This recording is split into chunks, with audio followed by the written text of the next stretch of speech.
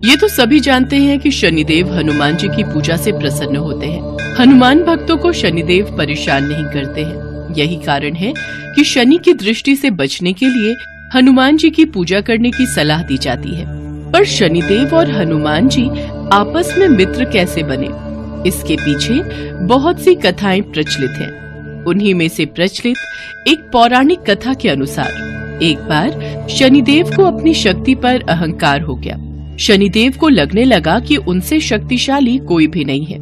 उनकी दृष्टि मात्र से ही व्यक्ति के जीवन में उथल पुथल शुरू हो जाती है। शनिदेव इसी घमंड में चूर होकर भ्रमण पर निकले।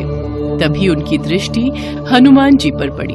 उस समय हनुमान जी अपने प्रभु श्री राम की साधना में लीन थे और राम नाम का जप कर रहे थे। राम राम राम राम राम। भगवान श्री राम की भक्ति में डूबे हनुमान जी को देख शनिदेव ने उन पर अपनी वक्र दृष्टि डाली, लेकिन हनुमान जी पर कोई प्रभाव नहीं हुआ। इससे शनिदेव क्रोधित हो गए। उन्होंने हनुमान जी को ललकारा, ए वानर, देख तेरे सामने कौन खड़ा है। हनुमान जी ने शनिदेव पर कोई ध्यान नहीं दिया और अपनी भक्ति में लीन रहे। शनिदेव ने सभी प्रयास कर लिए, लेकिन हनुमान जी पर कोई प्रभाव नहीं पड़ा। तो शनिदेव का क्रोध 7वें आसमान पर पहुंच गया। तनाव और गुस्से में आकर शनिदेव ने एक बार फिर प्रयास किया और बोले, ए वानर, आंखें खोल। मैं शनिदेव तुम्हारी सुख शांति को नष्ट करने आया हूँ। इस संसार में ऐसा कोई नहीं जो मेरा सामना कर सके। क्या तुम मुझ जैसे शक्तिशाली को देखकर बिल्कुल भी विचलित नहीं हो रहे? तुम मेरी शक्तियों को नहीं जानते हो। शनिदेव को ये विश्वास था कि ऐसा करने से हनुमान जी भयभीत हो जाएंगे और क्षमा मांगेंगे, लेकिन ऐसा कुछ भी नहीं हुआ। बहुत प्रयास करने पर हनुमान जी बहुत ही सहज भाव से बोले, महाराज, आप कौन हैं और इस तरह से कोलाहल करके मेरी पूजा में विघ्न क्यों डाल रहे हैं?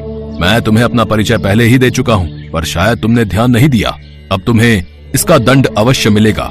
मैं अभी इसी समय तुम्हारी राशि में प्रवेश करने जा रहा हूँ, तब समझ में आएगा कि मैं कौन हूँ।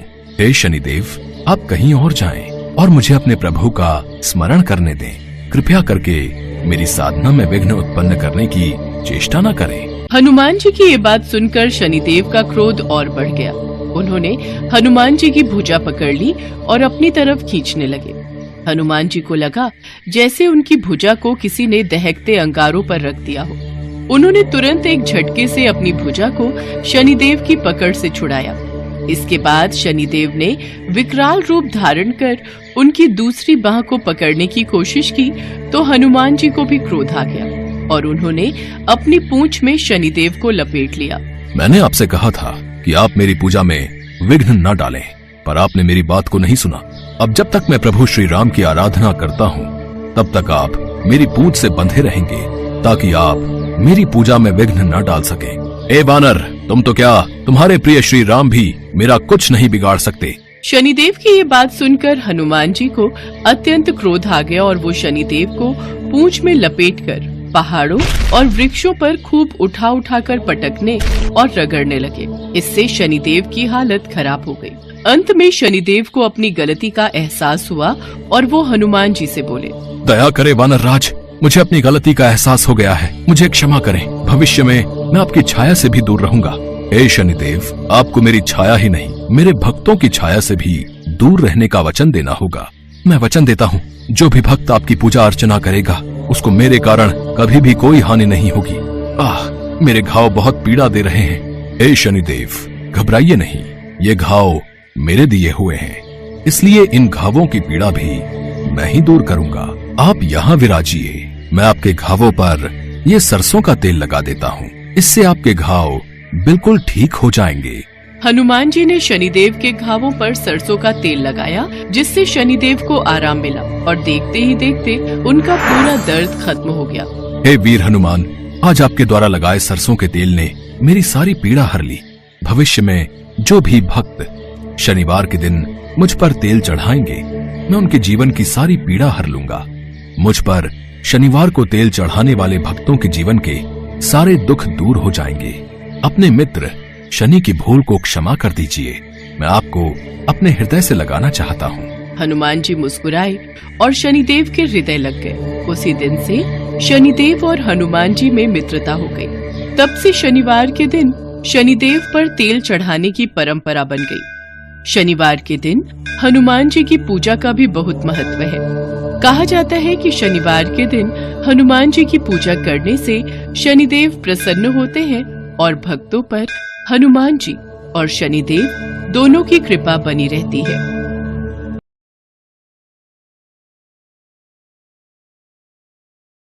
एक बार की बात है, भगवान राम और देवी सीता बैकुंठ धाम में अपने राजमहल में बैठे वार्तालाप कर रहे थे। हनुमान जी भी वहीं बैठे थे। वार्तालाप के बीच में माँ सीता भगवान राम से बोली, प्रभु, बहुत समय से धरती का चित्रण नहीं देखा। पृथ्वीवासी सब प्रकार से कुशल मंगल तो है ना? मैं सोच रही थी एक बार धरती का चित्रण मेरे समक्ष अंकित कर देते तो मैं धरती वासियों का हालचाल जान लेती। देवी सीता, आपको चिंतित होने की आवश्यकता नहीं है।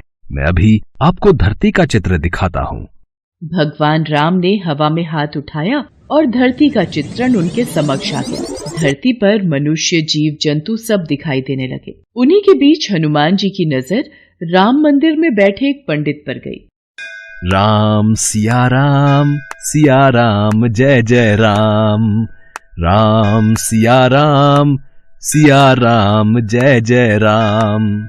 हे प्रभु, हनुमान जयंती उत्सव आने वाला है। इस बार भक्तों का चढ़ावा आ जाए तो मुखिया जी मुझे अच्छे पैसे दे देंगे, वरना भक्तों का चढ़ावा कम आता है तो मुखिया जी भी पैसे देने में बहाना करते हैं।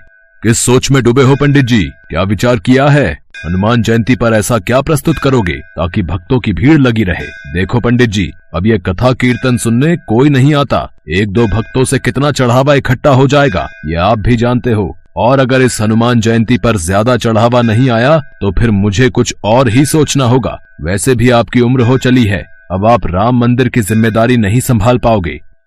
मुखिया जी, ऐसा न कहिए। गांव में राम मंदिर की पूजा करते हुए मुझे कई वर्ष बीत गए हैं और इसी मंदिर के कार्यभार के सहारे मेरा परिवार चलता है। लक्ष्मी बिटिया की शादी की बात पक्की कर दी है। अचानक ये मंदिर का कार्य छूट गया तो लक्ष्मी की शादी कैसे कर पाऊंगा?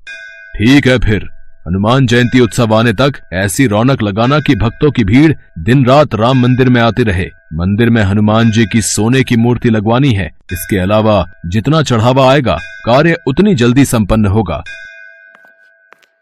हे बजरंगबली, अब मैं क्या करूं कि राम मंदिर में भक्तों की भारी भीड़ उमड़ पड़े। हनुमान जयंती को तो अब आप ही कुछ कीजिए, मेरी सहायता कीजिए बजरंगबली।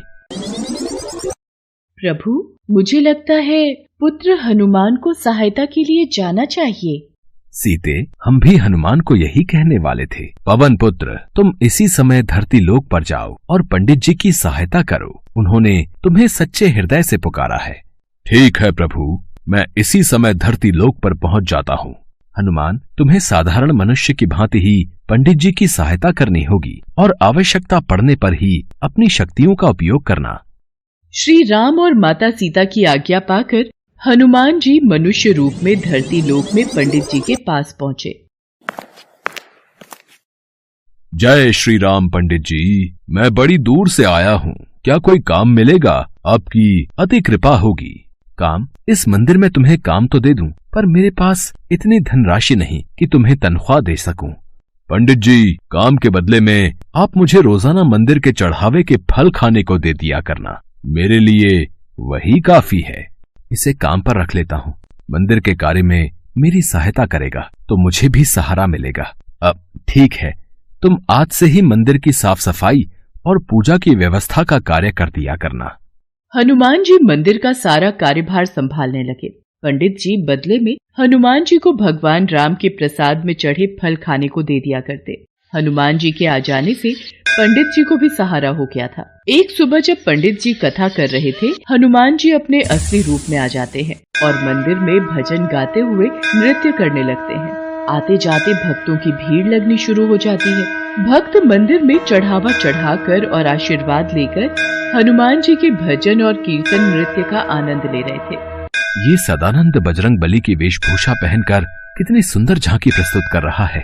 भक्त भी सदानंद को हनुमान जी के रूप में देखकर खुश हो रहे हैं। अब तो हनुमान जी पंडित जी के साथ मंदिर में अपने असली रूप में भजन कीर्तन करते और भक्त झांकी को देखकर खूब आनंद लेते। धीरे धीरे मंदिर में भक्तों की भीड़ लगने लगी और हनुमान जयंती उत्सव आते तक मंदिर में बहुत मात्रा में चढ़ावा आ गया। अरे वाह पंडित जी, इस बार तो कमाल हो गया। इस बार तो मंदिर में अच्छा चढ़ावा चढ़ा है। अब मंदिर की मूर्ति की स्थापना भी हो जाएगी। मुखिया जी, ये सब कार्य सदानंद के कारण परिपूर्ण हुआ। सदानंद ने हनुमान जी की वेशभूषा पहनकर मंदिर में बहुत ही सुंदर नृत्य और भजनों से भक्तों के बीच रौनक लगाई। फिर तो बहुत अच्छी बात है सदानंद। इस हनुमान जयंती पर महाकीर्तन में ऐसी ही वेशभूषा में कार्यक्रम प्रस्तुत करना। हनुमान जयंती उत्सव का दिन आ गया। हनुमान जी खूब नृत्य कर रहे थे। तभी आओ वीर सिंह, सुमित्रा, अच्छा हुआ आज तुमने वीर सिंह को भी उत्सव का न्योता दे दिया। पंडित जी, ये मेरा साला है। हनुमान जी की सोने की मूर्ति स्थापना में आज इसके भी शुभ हाथ लग जाएंगे। जीजा जी, हनुमान मूर्ति तो काफी भारी बनवाई है, बड़ी महंगी रही होगी। साले साहब, ये मूर्ति मंदिर के चढ़ावे में आए पैसों से बनी है। ये मंदिर की अमानत है, काफी पहुंचे हुए सुनार ने बनाई है। आओ स्थापना करते हैं। राम मंदिर में हनुमान जी की सोने की मूर्ति स्थापित हो जाती है और खूब धूमधाम से हनुमान जयंती का उत्सव होता है। पर अगले दिन, हे राम, हनुमान जी की मूर्ति कहाँ गई? मंदिर से मूर्ति चोरी हो गई। जीजा जी, हो ना हो, यह हनुमान जी की सोने की मूर्ति पंडित जी ने ही चुराई है और उनकी बेटी का ब्याह है और उन्हें पैसों की जरूरत है। तुम ठीक कह रहे हो वीर सिंह। पंडित जी को जब पुलिस पकड़ कर ले जाएगी तभी वो सच बोलेंगे। ऐसे उनके मुंह से सच नहीं निकलेगा। पुलिस को बुलाओ, पंडित को गिरफ्तार करेगी। इंस्पेक्टर साहब, असली चोर पंडित जी नहीं, मैंने ही मंदिर से मूर्ति चोरी की है। आप मुझे गिरफ्तार कीजिए, पंडित जी को नहीं। अरे सदानंद, तू ये क्या कह रहा है? तू ये सब क्यों कह रहा है? तू ये सब क्यों कर रहा है? इस चोर ने अपना गुनाह खुद ही कबूल कर लिया है। अरे गिरफ्तार कर लो इसे। इसे कड़ी से कड़ी सजा देना इंस्पेक्टर साहब। इसने चोरी की है, वो भी हनुमान की मूर्ति की। अच्छा हुआ चोरी का इल्जाम उस सदानंद पर आ गया। अब मैं इस मूर्ति को बेचकर ढेरों पैसा कमाऊंगा। अरे कौन है? कौन है? अरे ये कौन मुझे थप्पड़ मार रहा है? कोई सामने क्यों नहीं आता? मैं सदानंद के रूप में हनुमान हूँ, जिसे तूने गिरफ्तार करवाया। पुलिस के सामने तुझे सच बोलना होगा कि असली गुनाहगार तू है। तूने मूर्ति चुराई है और तू उसे बेचने वाला है। मत मारो, मत मारो, मैं पुलिस को सब सच बता दूंगा। मेरे मन में लालच आ गया था, मुझे छोड़ दो। वीर सिंह भागता हुआ पुलिस थाने पहुंचता है। इंस्पेक्टर साहब, मुझे बचाओ। सदानंद मतलब हनुमान जी मुझे पीट रहे हैं। मैं अपना गुनाह कबूल करता हूँ। मैंने ही हनुमान जी की मूर्ति चुराई है। वो तो बात सही है, पर तेरा दिमाग खराब हो गया है के? हैं? सदानंद तो सामने देख, जेल में बैठा है। वो तेरे पास कैसे आ सकता है? नहीं इंस्पेक्टर साहब, वो मेरे पीछे ही खड़ा है। वो मुझे पीट रहा है। मुझे जल्दी से जेल में बंद कर दो। मैंने अपना गुनाह कबूल कर लिया है। इतनी देर में पंडित जी और मुखिया भी गांव के सभी लोगों के साथ पुलिस स्टेशन पहुंचते हैं। इंस्पेक्टर साहब, सदानंद ने कोई चोरी नहीं की, इसे छोड़ दीजिए। वीर सिंह अपना गुनाह कबूल कर लेता है। सदानंद यानी हनुमान जी को पुलिस छोड़ देती है। तभी वहाँ भगवान राम और माता सीता प्रकट होते हैं। हनुमान, अब तुम अपने असली रूप में आओ और अपने भक्तों को दर्शन दो। जो आज्ञा प्रभु। जय श्री राम। सदानंद, साक्षात हनुमान। हे बजरंग बली, आप मेरे साथ इतने दिन तक रहे और मैं आपको पहचान नहीं सका। आपने मेरी इतनी सहायता की। पंडित जी, जहाँ भगवान राम की कथा होती है वहाँ हनुमान जरूर होते हैं। आपने मुझे सच्चे हृदय से याद किया था तो भला मैं कैसे ना आता। देखना, अब आपके जीवन के सारे दुख दूर हो जाएंगे। पंडित जी की आंखों में आंसू आ जाते हैं। पंडित जी और मुखिया जी समेत सभी गांव वाले हनुमान जी को सिर झुकाकर प्रणाम करते हैं। उस दिन के बाद मुखिया पंडित जी को कभी भी मंदिर से जाने के लिए नहीं कहता। हनुमान जी की कृपा से पंडित जी के जीवन में खुशियां आ जाती हैं और वो अपनी बेटी लक्ष्मी की शादी धूमधाम से कर देते हैं।